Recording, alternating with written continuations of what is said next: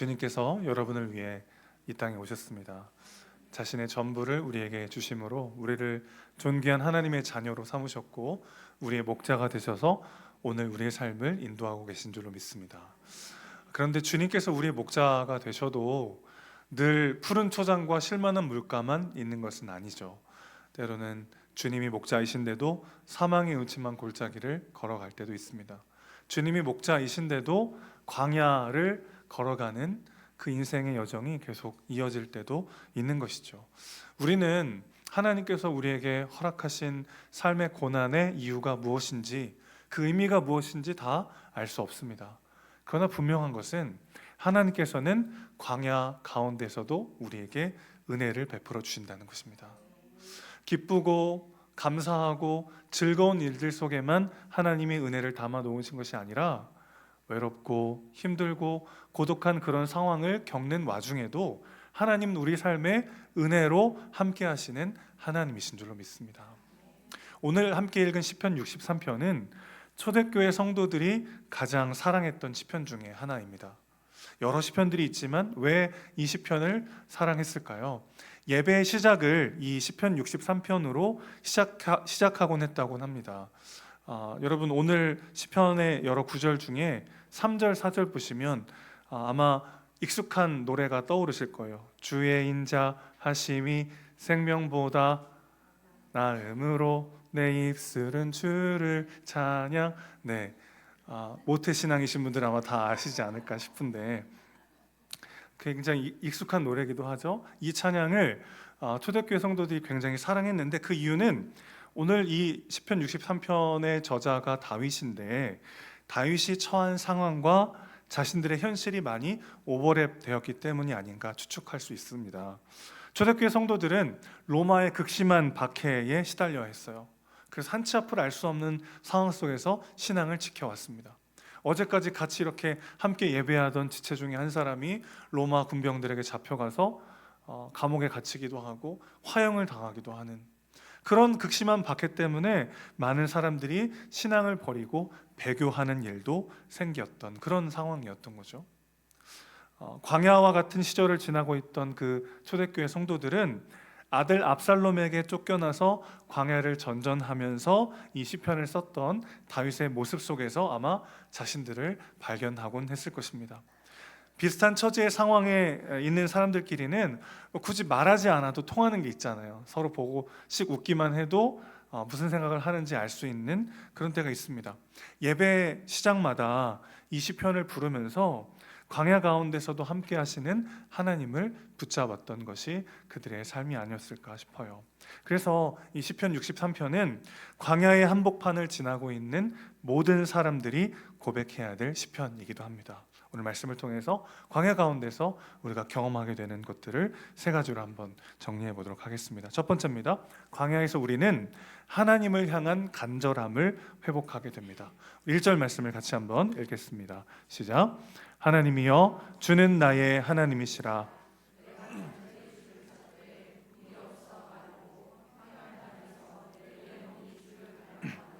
내 육체가 주를 앙모하나이다.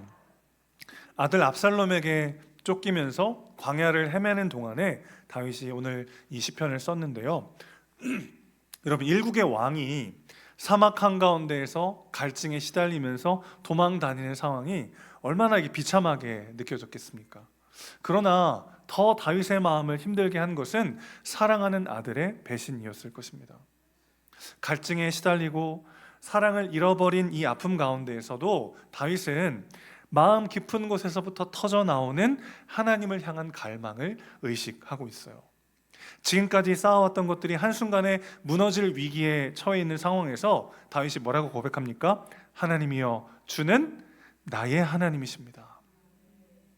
여러분 다윗은요 사울 때문에 젊은 시절에 이미 광야에서 도망자로 살아본 기억이 있어요. 사울이 죽은 후에도 온 이스라엘의 왕이 되기까지는 7년이라는 시간이 더 필요했습니다. 그 정도로 일평생 다윗은 사울의 어떤 거짓과 모함과 죽이려고 하는 그 모든 것들을 감내하면서 광야를 살았던 사람이에요. 그런데 그가 왕이 돼서 한참 잘 살아가고 있다가 아들에게 배신당해서 또 그 광야의 자리로 내몰리게 된 겁니다. 여러분, 똑같은 어려움도 두 번 당하면 더 크게 느껴질 때가 있어요.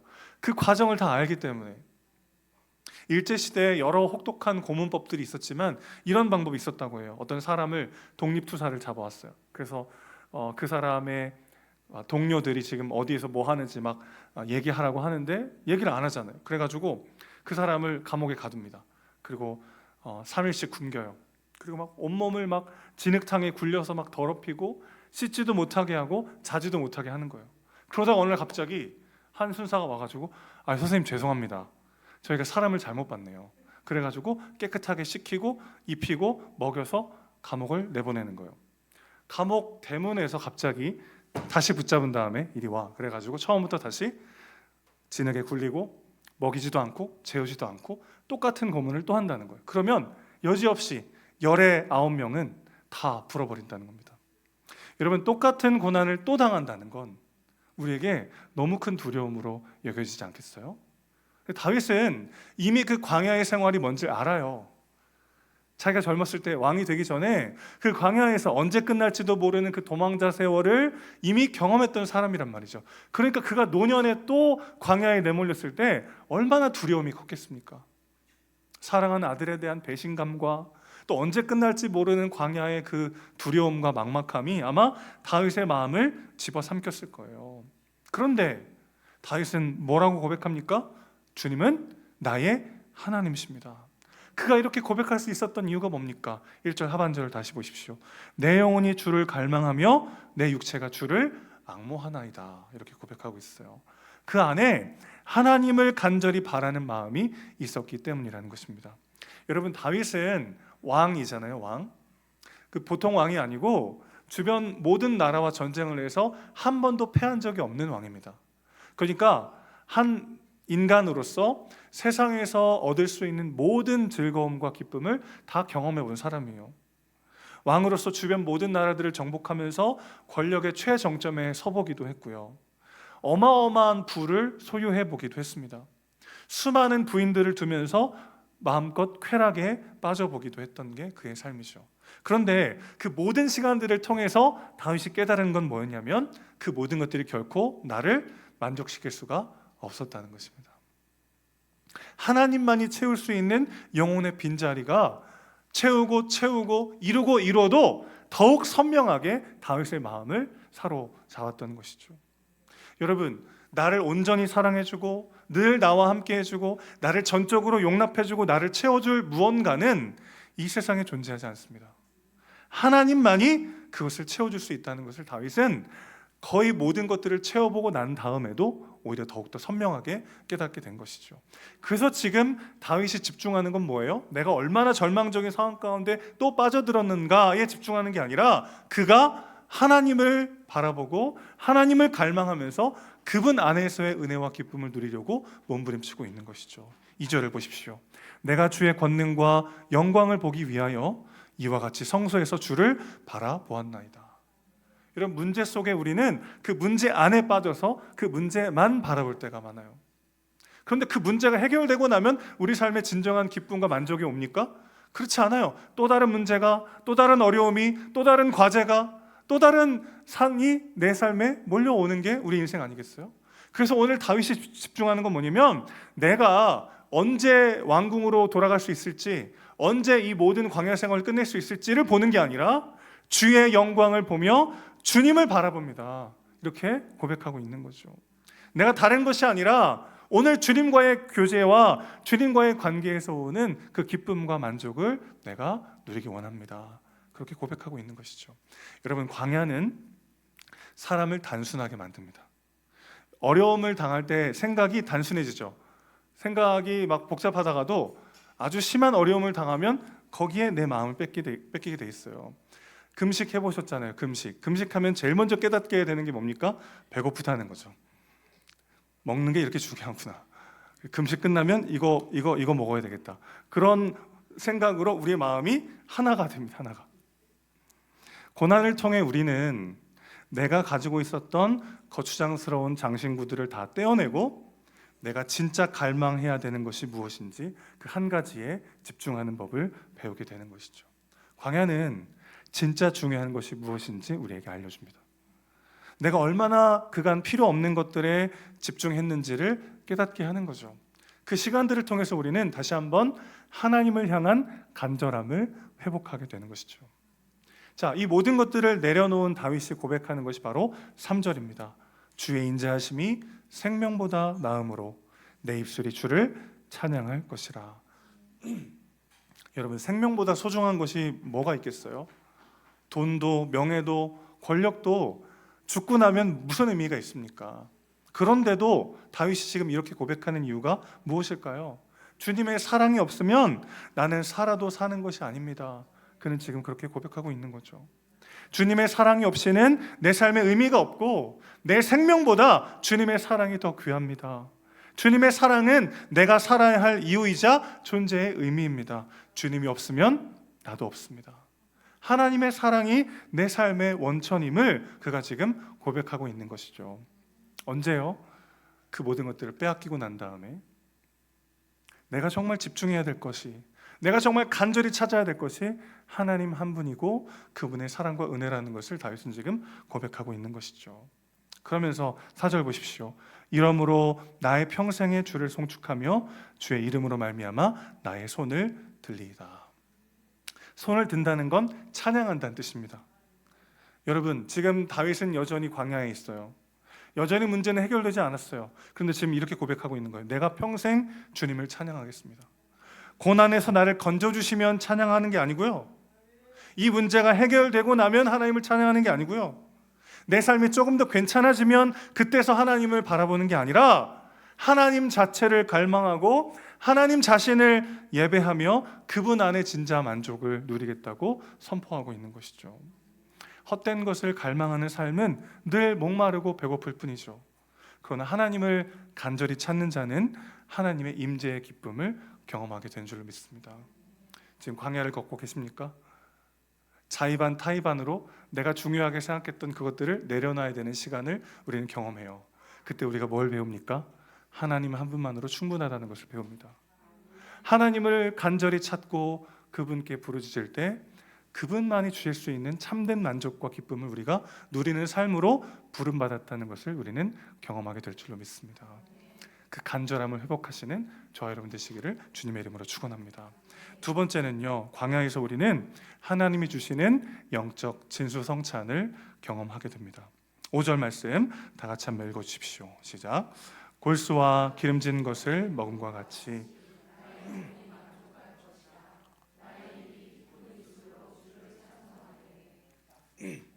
골수라고 번역된 헬레브라는 단어는 당시 히브리 사람들에게 가장 음식 중에 가장 훌륭한 부위, 고기 중에 가장 훌륭한 부위를 지칭하는 단어예요. 그리고 기름진 것은 그냥 비계덩어리를 말하는 게 아니라 가장 좋은 음식을 뜻합니다. 그러니까 골수와 기름진 것은 주님께서 나에게 차려주시는 가장 귀한 진수성찬을 의미하는 거죠. 지금 다윗의 상황과 너무 맞지 않는 고백이잖아요. 다윗이 지금 왕궁에서 전국 세계 각국에서 올라온 그 산의 진미를 먹고 있는 게 아니라 광야 생활을 하면서 도망자로 살아가고 있는데 무슨 광야를 도망 다니면서 무슨 이런 산의 진미를 맛보겠습니까? 이게 무슨 뜻이죠? 그가 지금 주님의 임재를 맛보고 있는 거죠.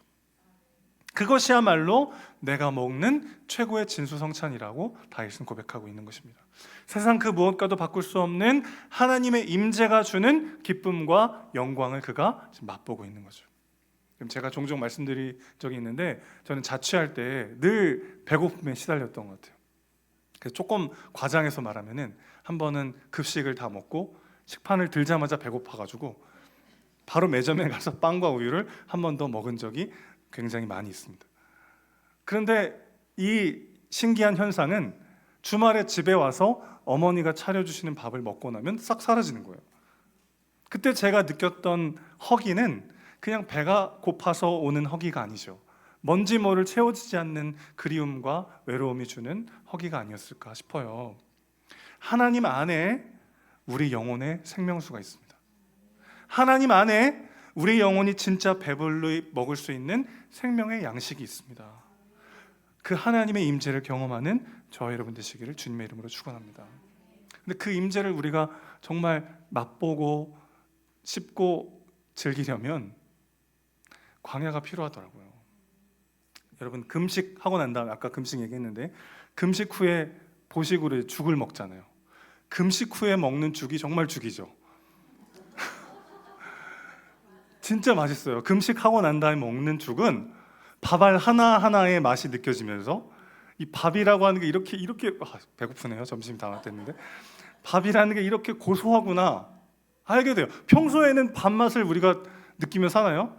반찬이나 다른 거 이렇게 먹고 후다닥 15분 만에 먹고 다른 일 하느라고 그 밥맛이라는 게 뭔지를 잘 모르고 살잖아요. 근데 금식하고 난 다음에는 그 밥알 하나하나가 내는 고소함이 뼛속까지 전해지는 거죠. 여러분, 하나님의 임재가 주는 기쁨과 은혜를 누리려면 우리가 그분을 간절히 바라보며 갈망하는 마음이 회복돼야 되는 거죠. 그리고 난 다음에는 하나님이 차려주시는 영적인 진수성찬을 우리가 비로소 누리게 되더라는 것입니다. 언제 누릴 수 있을까요? 잠이 오지 않는 밤을 지새울 때, 하나님 아니면 도저히 해결되지 않는 문제의 한복판을 걸어갈 때, 그때 하나님이 예비하신 그 영적 진수성찬을 우리가 맛볼 수 있게 되는 거죠. 6절과 7절 말씀을 함께 읽겠습니다. 시작. 내가 나의 침상에서 주를 기억하며 새벽에 주의 말씀을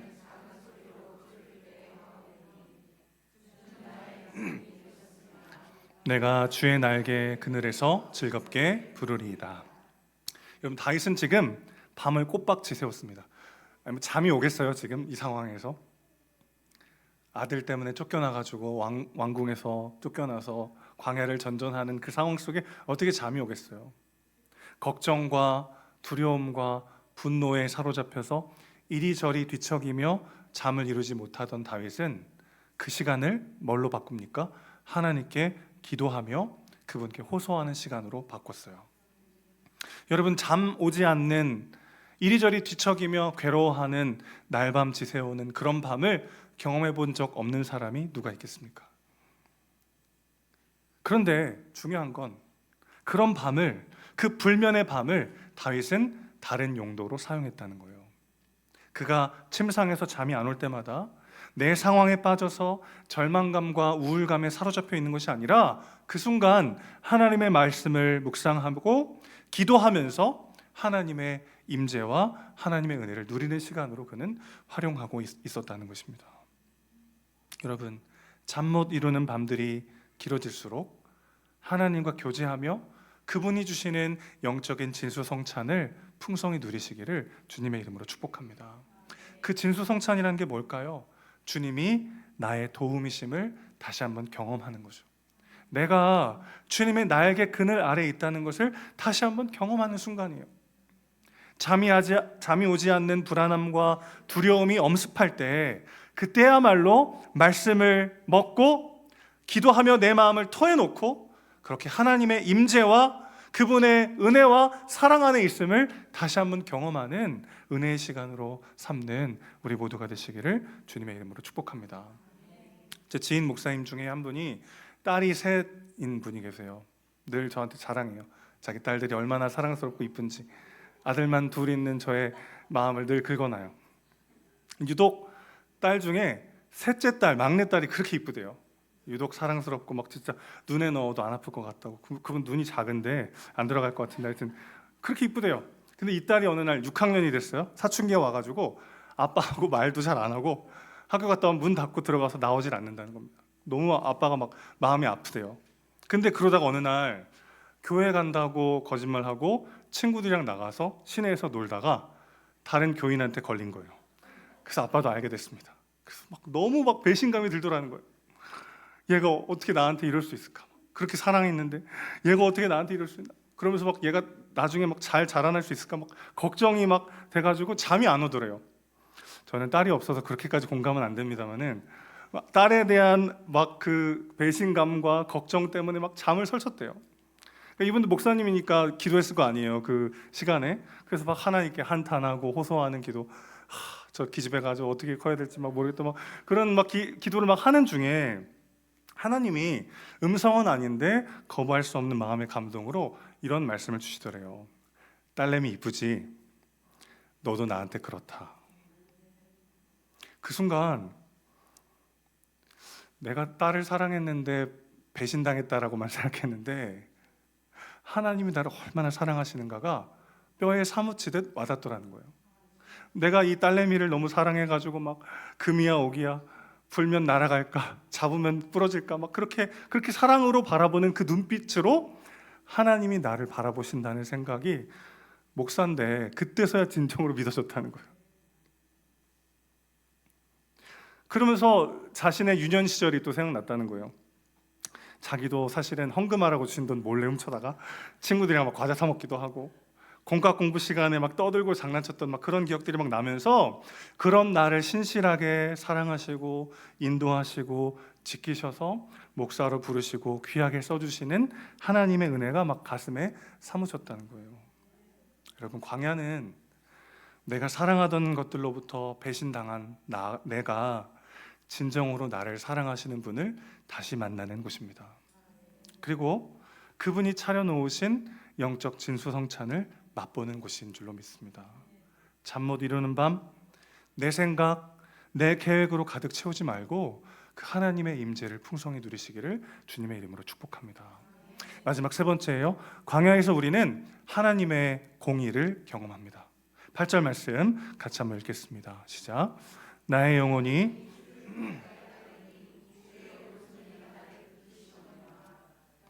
가까이 따른다는 것은 밀착한다는 뜻입니다.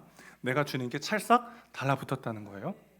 에덴 동산에서 아담과 하와가 두 사람이지만 둘이 하나가 된 것처럼 하나님과 하나 되었다는 것을 다윗이 깨닫게 되는데, 그러면서 다윗이 고백하는 건 뭡니까? 하나님의 오른손이 나를 붙들고 계시는구나.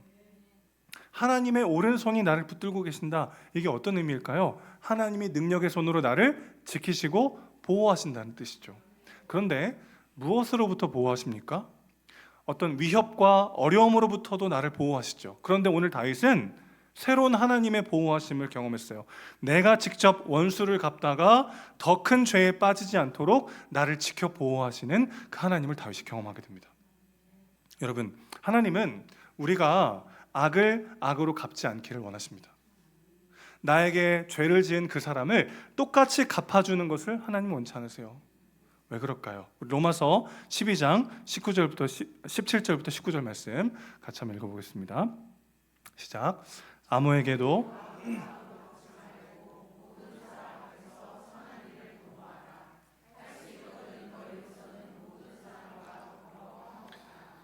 내 사랑하는 자들아, 너희가 친히 원수를 갚지 말고 진노하심에 맡기라.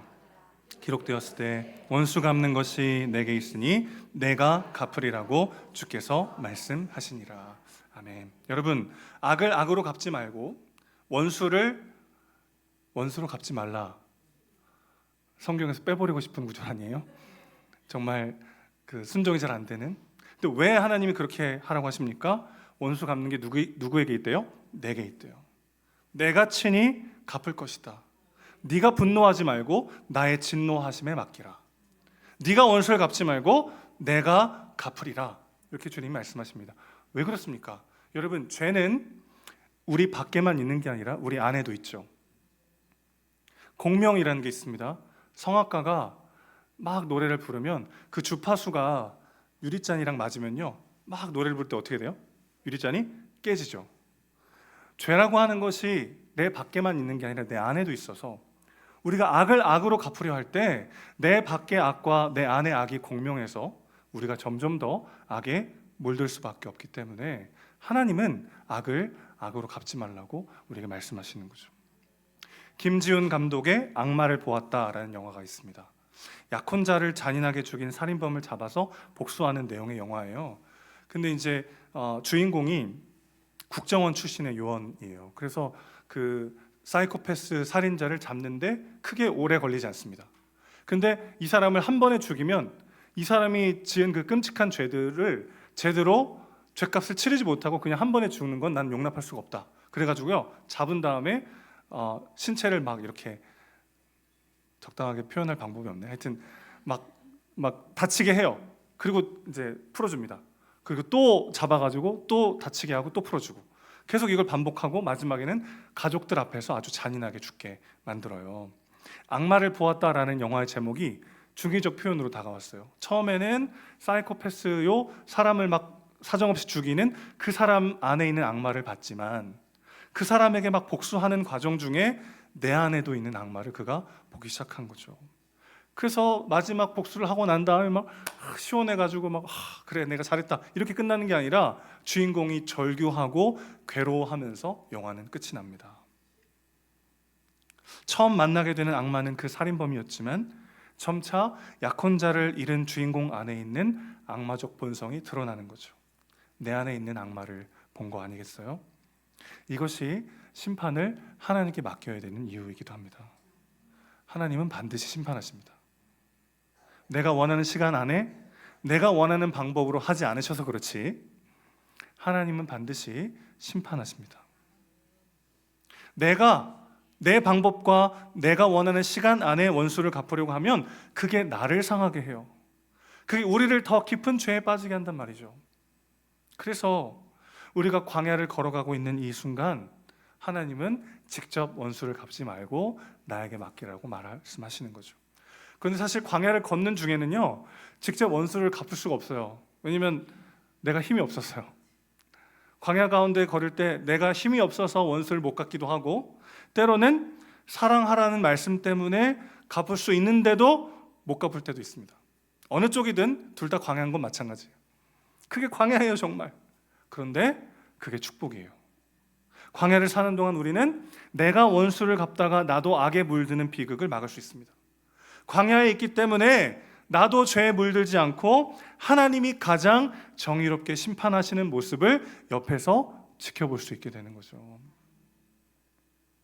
그래서 하나님은 우리에게 이해되지 않는 외롭고 힘든 광야의 시간들을 살아내라고 말씀하시는지도 모르겠어요. 9절과 10절을 보십시오. 나의 영혼을 찾아 멸하려 하는 그들은 땅 깊은 곳에 들어가며 칼의 세력에 넘겨져 승냥이의 먹이가 되리이다. 지금 다윗이 뭘 보고 있습니까? 나를 죽이려던 자들이 땅 속에 들어간대요. 무슨 말이에요? 그들이 죽는다는 얘기입니다. 그리고 승냥이의 먹이가 된대요. 고대 사회에서는 죽음 이후에 시체를 수습하고 장례를 치르는 일이 매우 중요한 일이었어요. 그래서 제대로 시신이 수습되지 않고 야생 짐승에게 시신이 훼손되는 것은 최악의 저주로 여겨지던 일입니다. 근데 다윗이 지금 뭘 본 거예요? 내 원수가 죽고 최악의 저주를 받는 상황에 빠져 있는 걸 보는 거죠. 내가 원수 갚지 않아도 가장 선한 방법으로 가장 좋은 때에 가장 공의롭게 심판하시는 하나님을 의지할 때 우리는 억울함과 불안함과 분노를 씻어낼 수 있게 되는 것이죠. 광야가 오히려 축복이 되는 위대한 반전을 경험하게 되는 것이죠. 여러분, 이게 주는 위로가 있지만 동시에 이게 주는 일종의 경각심이 있습니다. 나도 누군가의 원수일 수 있잖아요. 아까 제가 그 말씀드렸죠? 죄라고 하는 것이, 악이라고 하는 것이 내 밖에만 있는 게 아니라 내 안에도 있어요. 그럼 우리가 어떻게 됩니까? 우리가 반드시 심판하시는 하나님 앞에 어떻게 설 수 있겠습니까? 하나님은 죄를 결코 좌시하지 않으세요? 하나님은 악을 내버려 두지 않으세요? 그럼 우리가 저지른 악과 그 모든 죄는 어떻게 합니까? 그 모든 것들을 그리스도께 내어 맡기고 그분을 대신하여 우리 대신하여 죽게 하셨죠. 그래서 우리를 그 자녀의 자리에 부르셨습니다. 그래서 여러분 9절과 10절 그리고 11절 사이에는 사실 엄청난 간극이 있는 거예요. 다윗이 지금 잘 모르고 있는데 자기 원수들이 막 심판당하는 거 막 신나가지고 11절 보세요. 왕은 하나님을 즐거워하리니, 자기 자신이에요. 나는 하나님을 즐거워하겠습니다. 그런데 여기에는 한 가지 빠진 게 있어요. 다윗도 죄인이에요. 다윗도 누군가의 원수예요. 다윗도 하나님의 심판을 받아 마땅한 죄인 중에 죄인이에요. 그런데 그의 모든 죄를 그리스도께서 가져가시고 그를 왕의 자리에 하나님을 세우시죠. 하나님께서 우리의 삶을 그렇게 인도하신다는 것입니다. 그래서 오늘 11절은 오늘 우리에게 주신 약속이기도 해요. 왕은 하나님을 즐거워하리니 주께 맹세한 자마다 자랑할 것이나 거짓말하는 자의 입은 막히리로다. 여러분, 이게 무슨 뜻이죠? 주의 말씀대로 살기로 작정한 자들에게 하나님은 자랑할 일들을 선물처럼 부어주신다는 거예요. 내가 주의 말씀대로 살겠습니다 작정하고 순종하며 나가는 자들에게 하나님이 넘치도록 선물을 부어주신다는 거예요. 나에게 손해를 끼치고 나의 마음을 상하게 하는 사람들이 내 주변에 얼마나 많은지와 상관없이 하나님이 내게 주시는 선물들 때문에 거기에 내 마음이, 내 시선이 쏠려서 이게 전혀 중요해지지 않게 되는 은혜가 우리 안에 있는 거죠. 그러면서 뭐라고 말씀하시냐면 거짓말하는 자의 입은 막아버릴 것이다. 내가 막으려고 하면 굉장히 힘듭니다. 그렇죠? 굉장히 지난한 싸움이 벌어져요. 그런데 하나님 뭐라고 말씀하세요? 거짓말하는 자의 입을 당신께서 직접 막으시겠다는 거예요. 왕 같은 제사장으로 부름받은 여러분, 하나님을 기뻐하십시오. 그분의 임재를 갈망하십시오. 그분의 넘치도록 부어주시는 은혜와 사랑을 누리며 왕의 자녀로 주어진 삶을 살아내는 저와 여러분 되시기를 주님의 이름으로 축원합니다. 예수님은 의에 줄이고 목마른 자가 복이 있다고 말씀하셨어요. 광야에서 우리는 하나님을 향한 간절함과 목마름을 배웁니다. 광야에서 우리는 그 간절함 뒤에 찾아오는 영혼의 진소성찬 하나님의 깊은 임재를 경험해요. 그리고 광야에서 우리는 나 대신 원수를 갚아주시고 나 대신 심판하시는 나의 하나님을 경험하게 될 줄로 믿습니다. 그 하나님과 함께 주어진 삶을 넉넉히 살아내는 우리의 모든 복된 한 주가 되시기를 주님의 이름으로 축복합니다.